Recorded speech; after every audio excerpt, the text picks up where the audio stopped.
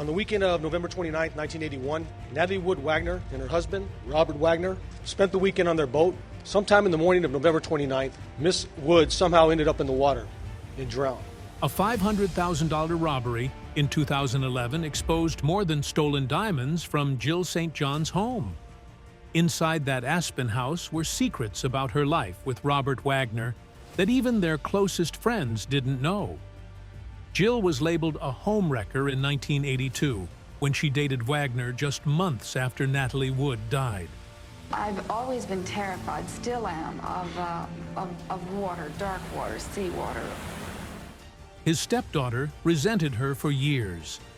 Then came the whispers, the investigations, and the questions that never stopped.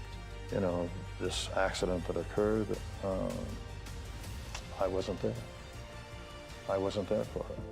In 2024, at 84 years old, Jill finally admitted the doubt she's carried for decades. What she said about Wagner, Natalie, and the night that changed everything will leave you speechless. Jill St. John was born Jill Arlen Oppenheim on August 19, 1940, right in the heart of Hollywood's golden glow. Her first cries echoed through the Queen of Angels Hospital in Los Angeles, as the movie capital buzzed just outside the windows. Her father, Edward Oppenheim, came from Brooklyn and had turned his post-Depression diner business into a small empire that drew hungry stars after long filming days. He worked his way up until money stopped being a worry. When he passed in 1986 at 74, he left behind a sense of steadiness that had shaped Jill's early world. Her mother, Betty Goldberg, born the same year as Edward, was a Philadelphia native who filled her life with charity work and Jewish community causes. She grew up among 8 surviving siblings, which meant Jill had cousins around her every weekend, loud and loving. The Oppenheims' 1934 marriage blended Betty's Russian-Jewish roots with Edward's German-Dutch lines, creating a noisy, mixed household in Encino, where Jill learned to hold attention just to be heard. By the time she was 5, Jill's voice was echoing across a small stage at Geller's Theater Workshop. It was January 31, 1946, when she made her debut in The Conspiracy.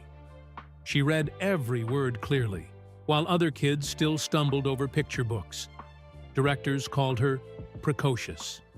At 6, she could memorize dialogue meant for adults. She had no siblings, so her cousins became her audience, and her imagination filled any silence left in that crowded home. Her father's diner chain was thriving during Hollywood's post-war boom. Stars came in wearing sunglasses even at midnight, and Jill often peeked from behind the counter. Her mother made sure she met everyone. Those smoky diners weren't just for pancakes. They were her first taste of fame. With cousins filling the house, she'd trade dolls for a toy cash register, pretending to run her own business while her dad counted the day's cash. By 3, she was already reciting poems at Passover dinners, stunning relatives who told Betty she should put her in classes. Betty listened. She signed her up for the Hollywood Professional School, adding dance and elocution to the mix. Jill graduated from that same school at just 14 in spring 1955, years ahead of her classmates. By 15, she'd tested with an IQ of 162 at UCLA Extension. Her father's money and her mother's drive meant she could choose roles instead of begging for them. When she was 3, she could already recite Longfellow verses without missing a beat. Her mother enrolled her in voice and dance classes by 1944, and soon she was spinning at Michael Panieff's ballet company, alongside other little girls who would also grow up to be famous, Natalie Wood and Stephanie Powers among them. All 3, by strange fate, would later cross paths through Robert Wagner. Jill's early years moved fast. By 6, she was doing radio plays like Red Ryder and earning her first paychecks. She was still small enough to swing her legs on the studio chair, but she spoke like she had been acting for decades. At 13, Her mother changed their last name from Oppenheim to St. John. It sounded glamorous, and casting directors remembered it. Roles started coming faster. By 8, she was on TV in Sandy Dreams, performing live every week in a brand new world of television. In 1949, she played Missy Cratchit in a live Christmas Day broadcast of A Christmas Carol, narrated by Vincent Price. She was only 9, trembling slightly before cameras that could not stop rolling. There were no second takes. Every mistake stayed on the air. Yet she nailed every line. The recording still survives today, one of the earliest pieces of American TV history. At 12, Universal Studios came calling. Her contract looked glamorous on paper, but behind the ink were rules that could choke a kid. There were mandatory etiquette lessons, image guidelines, and pages on morality. She couldn't speak too loudly in public, couldn't go anywhere alone, and had to dress like the perfect young lady even off camera. It was control disguised as opportunity, but she followed the rules. Her first real film part came in 1953 with The Trail to the Golden West. The glamour cracked a bit. Older child actors weren't always kind. She faced bullying, even from Natalie Wood, who mocked her on set. Jill didn't forget it. That sting made her stronger. She kept her focus, finishing her studies while working long hours. By 15, she was balancing classes at UCLA Extension with studio auditions. Around then, the family secret came out. Her father's diner business had collapsed under gambling debts. Her mother's quiet patience turned into pressure. Jill suddenly carried the hope of the whole family. It weighed on her, but she kept smiling in front of cameras. Then came her real break. On May 15, 1957, at just 16, she signed a 7-year contract with Universal Pictures for $200 a week. Her first big role was in Summer Love, 1958, opposite John Saxon. She played Erica Landis, a spoiled socialite who danced her way into headlines. The movie was a hit, grossing over $1.2 million against a $400,000 budget. Tabloids filled pages about her chemistry with Saxon and teen idol Fabian, printing rumors that boosted her fan mail by thousands. At premieres, crowds screamed her name. It was the kind of attention she had dreamed about since she was 5. But soon, her glamorous path turned chaotic again.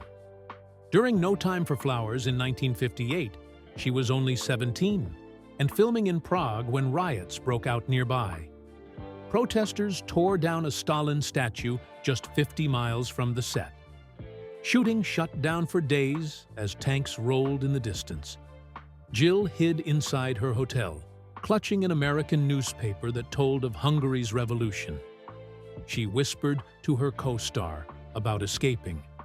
When she came home, she said she never wanted to work under a regime like that again.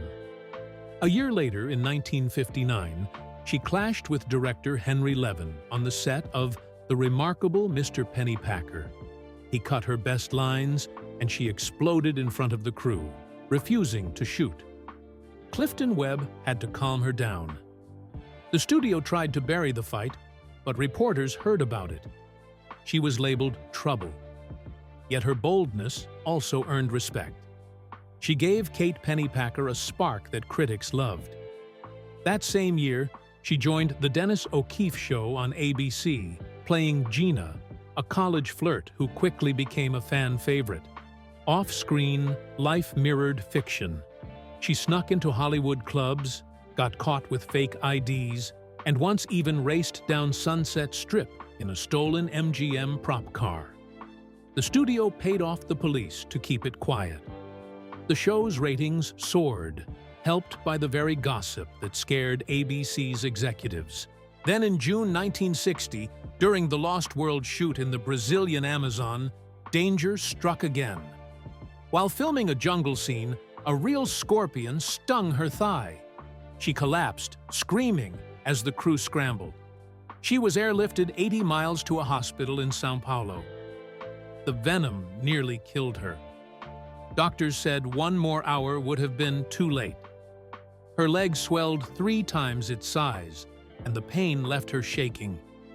Michael Rennie carried her through a swamp barefoot to get her to safety. She spent days in the hospital, fighting fever and hallucinations. When she recovered, she returned to finish the film with bandages still visible under her costume. That incident haunted her for years. She refused jungle roles after that, terrified of insects. But the story made headlines, and Universal turned it into promotion. Posters screamed about real danger. Audiences loved it. Behind the smile, though, Jill carried scars, physical and emotional, from a world that demanded too much, too early. Jill St. John's life in Hollywood was filled with dazzling lights and hidden bruises. In 1963's Who's Minding the Store, she played an elevator operator whose scenes with Jerry Lewis burned with charm and tension. The movie hit theaters on November 28, 1963, and while audiences laughed, few knew what was happening behind the camera. Lewis refused to rehearse with her, leaving her to film without practice. During a slapstick scene, tempers flared. He shoved her, and production froze. St. John didn't stay quiet. She stood her ground and called out his behavior. When the cameras rolled again, their energy turned fierce and unforgettable. In one wild moment, she whispered, "Be fresh with me now, Norman," and began undressing him right on set, leaving everyone stunned. That scene became a Hollywood legend, a reminder of how female stars often had to fight for respect while still delivering magic on screen. A year earlier, Tender is the Night had revealed a different side of her. The film premiered on February 23, 1962, bringing F. Scott Fitzgerald's tragic world to life. St. John played Rosemary Hoyt, a young actress entangled in forbidden love. Rumors swirled that she and Jason Robards, her on-screen partner, were living out their romance off-camera too. Crew members whispered about late-night conversations and flirty rehearsals that blurred the line between fiction and reality. The studio panicked, fearing that scandal would sink their $3.9 million production. Executives delayed the release, trimming intimate scenes and trying to protect their image. But even through censorship, their chemistry lit up the screen. The talk of the affair fueled gossip columns for weeks, and suddenly, Jill St. John wasn't just another actress, she was a headline.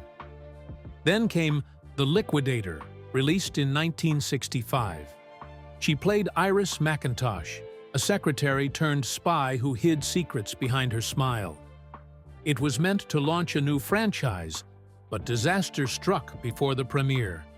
Someone leaked the script, revealing that her character would betray the hero. The twist that should have shocked audiences was printed in the tabloids first. MGM scrambled to contain the damage, but it was too late. Fans felt cheated, critics mocked the studio, and box office numbers fell short. Even though St. John's performance was praised for its spark and wit, the leak cast a shadow over everything. MGM's dream of a spy series vanished, and Jill learned the cruel truth that sometimes the real drama happens before the movie even starts. Her next project, The Oscar, released April 6, 1966, brought her into the orbit of Frank Sinatra. She played his manipulative girlfriend, and once again, art and life blurred together. Off-set, she had a brief affair with Sinatra. Later, she revealed he gave her a diamond necklace worth thousands, not as romance, but as hush money. The tabloids ran wild. Some said it was payment for silence, others called it an expensive apology. St. John didn't deny the gift, and every public appearance she made wearing that necklace stirred new headlines. It turned The Oscar into something more than a film. It became a mirror of Hollywood's underbelly, where love, power, and reputation were all part of the same game. But danger wasn't limited to gossip. In 1966, while filming a guest spot on The Virginian, she was thrown from a galloping horse and broke her wrist. The accident exposed how little the industry cared about safety, especially for women. Studios expected actresses to do their own stunts without proper training. St. John later spoke out, saying the fall could have been prevented if anyone had taken her concerns seriously. The story made national headlines and became part of a growing outcry for safer working conditions. For her, that broken wrist became a symbol of the price women paid to prove they could do everything men did on screen. 5 years later, she entered cinematic history. On December 17, 1971, Diamonds Are Forever premiered in London, and Jill St. John became the first American Bond girl. As Tiffany Case, she was bold, brash, and unlike any woman 007 had ever met. She wasn't just there to decorate the frame. She challenged Bond, teased him, matched his wit. The film made over $116 million worldwide, and her fiery confidence redefined what a Bond woman could be. During filming in Las Vegas, whispers about her and Sean Connery began to swirl. They shared undeniable chemistry, both on camera and off. St. John later admitted to late-night strategy sessions that blurred professional lines. Connery was going through a public split from Diane Cilento, and their rumored closeness became tabloid fuel. St. John denied anything romantic, but the rumors only added to her mystique. Hollywood loved a good scandal, and the public couldn't look away.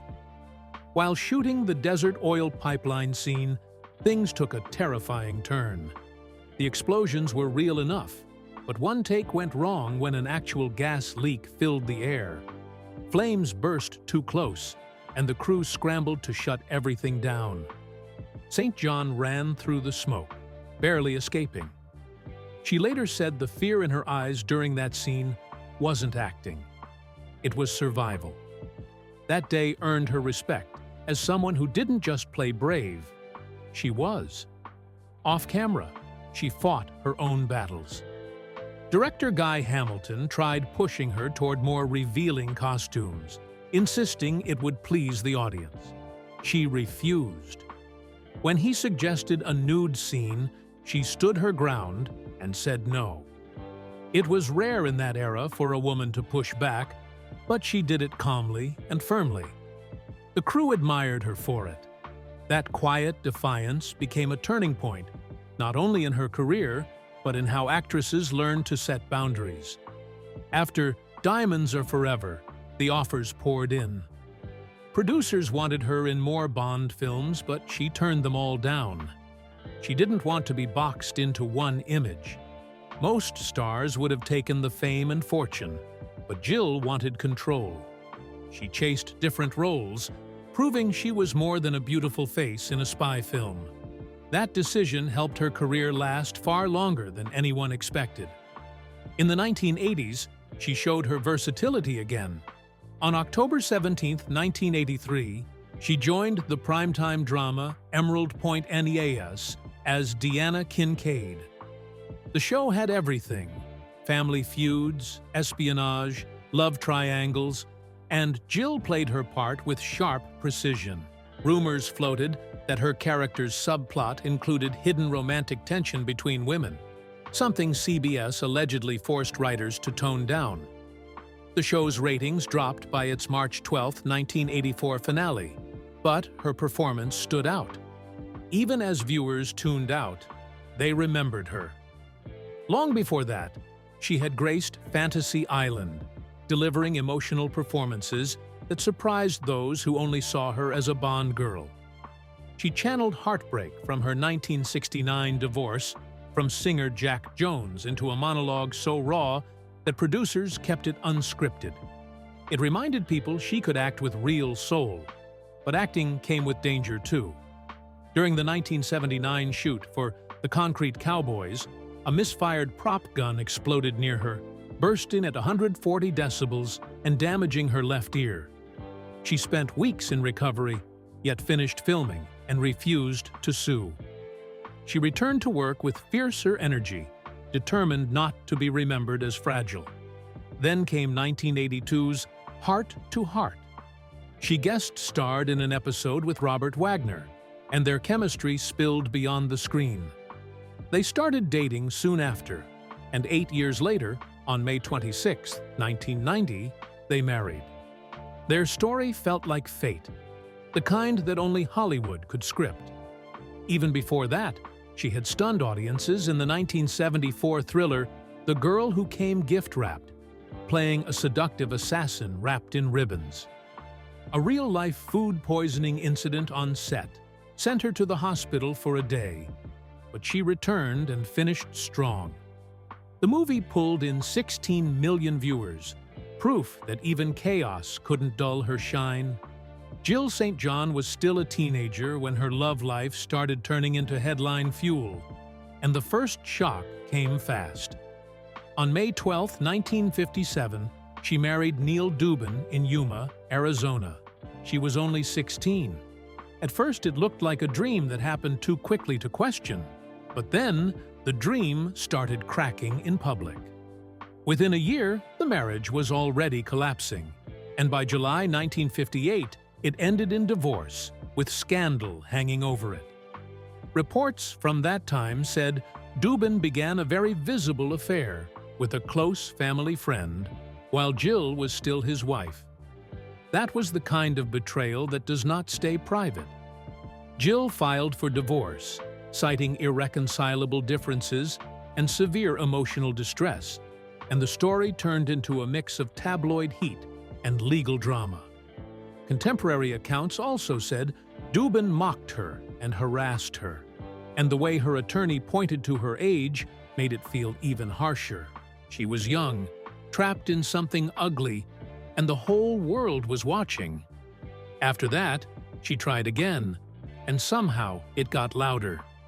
In March 1960, she married Lance Reventlow, the son of Woolworth heiress Barbara Hutton. On paper, it looked like a glamorous restart, but inside the marriage, things reportedly turned heavy. Stories followed him about hard drinking and rumored affairs with European nobility, and the tension did not fade with time. By 1962, Jill filed for legal separation, then withdrew it, then ended up restarting the divorce process anyway. When the divorce was finalized in October 1963, she cited extreme cruelty in court documents. She said he called her stupid and incompetent in front of guests. She also said he pushed her into dangerous sports, like skiing. Then came the kind of public moment that sticks like a stain. The couple became linked to a violent brawl at a Monaco casino, and tabloids on both sides of the ocean grabbed it. Witnesses described him as emotionally unstable, and reports said he threw expensive drinks, lashed out, and assaulted staff before being escorted out. When it was finally over, Jill received $86,000 in the settlement. It was a substantial sum, but it also stamped her name with a reputation she never asked for. Like her personal life was a storm people expected to return. Still, she kept moving, because stopping was not really an option in that world. In October 1967, she married French actor Christian Marquand. The marriage carried a different kind of chaos. It was described as full of wild, drug-fueled parties and gossip that never stayed quiet. By 1969, it fell apart. Later, in a 1970s interview, Jill said she discovered Marquand's affair with a male co-star, and the shock was not just personal. The era carried a cruel stigma, and she felt it hit her career too, like doors started closing for reasons that had nothing to do with her acting. People described Marquand as bohemian, with gatherings in New York and Paris, where celebrities and artists mixed freely, often with drugs in the air. The talk around him was treated like an open secret in the industry, but once it spilled outward, it became poisonous. She got burned by it. He did too. And as those stories grew, he became more reclusive, while Jill was left trying to keep her work steady, even as her private life kept being turned into public spectacle. Then the headlines took a sharp turn into politics, which made the attention even more intense. In the early 1970s, Jill was linked romantically to Henry Kissinger, who was then the U.S. National Security Advisor and later Secretary of State. The relationship became a media frenzy, partly because of reports of secret White House visits, often late at night. It was not just gossip anymore. It was a celebrity story sitting inside the weight of government. Accounts tied to declassified files and memoirs added another layer, because people claimed there were concerns about surveillance and security risks when personal life and state business blurred too closely. Some released materials and transcripts fueled the talk even more, including one from 1972 that captured President Nixon and Kissinger discussing the sensational rumors, with jokes mixed into caution. Whether people framed it as romance or something more complicated, the effect was the same. Jill's name was suddenly moving through Washington whispers, not just Hollywood columns. And as if that was not enough pressure, 1972 brought another kind of danger. Jill dated George Lazenby that year, the actor known for playing James Bond after Sean Connery. The relationship ended in a way that sounded like a warning siren. According to reports and eyewitness accounts, Lazenby trashed her Beverly Hills home in a jealous rage when rumors spread that she was renewing a friendship with Frank Sinatra. The incident was tied to May 1972, with police called after property damage and smashed furniture. Stories said he yelled about Sinatra's influence, made threats, and stormed out. After that, the gossip did what it always does. It turned a private mess into a public label, painting him as volatile and possessive, and leaving Jill with a trauma she barely wanted to speak about for years. Through all those storms, one thread sat quietly in the background, waiting for the right moment. Jill St. John and Robert Wagner first crossed paths in the early 1950s, when Hollywood still ran on studio contracts and young actors tried to survive inside them. Wagner signed with 20th Century Fox in 1952. Jill joined the studio in 1958. They were both chasing something, both surrounded by pressure, and whatever chemistry existed stayed under the surface. They appeared around the same circles, and later they shared screen time in the 1967 film Banning. But their connection stayed mostly professional. In that era, you did your work, you smiled for photos, and you kept moving. Then tragedy changed the timeline. Natalie Wood drowned in November 1981, and the shock left Wagner grieving while raising his 3 daughters. Jill sent him a condolence note, simple and heartfelt. 2 months later, they ran into each other at a Hollywood party. And what happened next surprised people because it did not look like a planned romance. It looked like 2 people talking for hours. Wagner, still raw, was drawn to Jill's warmth and openness, and she did not treat him like a headline. Their first official date came on Valentine's Day 1982, and that timing triggered instant gossip. Some people questioned it, some judged it, but the relationship kept growing anyway, mostly away from cameras. By 1983, the heat around them got louder.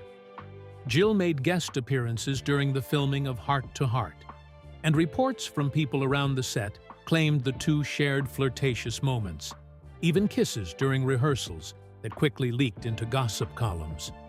The media started throwing the ugliest word at her, calling her a homewrecker, as if grief had a clean schedule and everyone was required to follow it.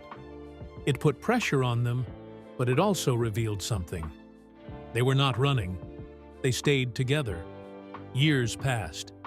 8 years of dating can soften some wounds, but it can also expose what still hurts. In 1989, Wagner proposed. It should have been a straight line to marriage, but there was a major pre-wedding argument when he refused to discuss Natalie Wood's death. That refusal created a wall. Jill felt the weight of being compared, and Wagner carried guilt and grief that did not have an easy place to go. They turned to couples therapy, not as a Hollywood trend, but as a way to keep their relationship from breaking under what they could not say out loud. The work was painful, but it helped them learn how to speak through the past instead of stepping around it. On May 26, 1990, they married in a quiet London ceremony, far from Hollywood paparazzi. Even then, the tabloids did not let them breathe. Jill's previous 3 marriages were dug up again, turned into a cruel scoreboard, and critics predicted failure before the vows even cooled. On top of that, the shadow of Natalie Wood's case never fully left Wagner, and rumor culture kept dragging it back. Still, the marriage held. It endured long enough to make the predictions look foolish, and long enough to become its own kind of statement. When Jill married Wagner in 1990, she also walked into a complicated family reality. Wagner had 2 daughters from previous marriages, and after Natalie's death in 1981, he became guardian to Natasha Gregson Wagner, Natalie's daughter. Natasha's feelings were not simple. She was wary and distant, and resentment lingered for years, especially because Wagner began dating Jill just 2 months after Natalie died. Jill did not enter as a fairy tale stepmother. She entered into grief, suspicion, and a family that had been shaken at its core. Over time, she became a steadying force, but the mystery around Natalie's death never fully disappeared. In 2018, Wagner was officially named a person of interest, and that kind of public spotlight can reopen every old wound, even when a family is trying to heal in private. They tried to build privacy where they could. In 2007, Wagner and Jill moved to a sprawling 7-acre estate in Aspen, Colorado. It was meant to be a retreat, a place that felt like air after decades of noise. The house also held memories and valuable mementos, including jewelry linked to Jill's role as Tiffany Case in Diamonds Are Forever from 1971. Then, in November 2011, thieves hit while the couple was away. Jewelry worth a reported $500,000 was stolen, including Bond-era diamonds that carried both money and meaning. The invasion shook them. Reports said suspects were later apprehended and faced $500,000 bail, but bail numbers do not erase the feeling of being violated inside your own sanctuary. Jill later said she felt violated, and it is easy to understand why. A private space was supposed to protect them, and instead, it became another headline. Age brought new challenges, too. In 2023, Wagner had a frightening fall and reportedly required around-the-clock care. He was 94 then, and the reality of time became impossible to ignore. Jill became the center of the routine, the one keeping the days stable. Around that same period, she surprised locals by running for a seat on the Aspen Fire Department Board in 2023, focusing on wildfire prevention and community safety. She did not win, but the attempt showed a practical side people rarely connect with old Hollywood glamour. She also carried her own history of discipline. Her cookbook, the Jill St. John Cookbook, came out in 1987. And the food side of her life never went away. Wagner has joked that her cooking keeps him out of the hospital. In a rare 2024 interview, Jill admitted moments of doubt amid the legal pressure that still hovered around Wagner's past, saying, "There are nights when I wonder if I've done enough." That one line tells you what the photos never show: the quiet weight behind the smiles.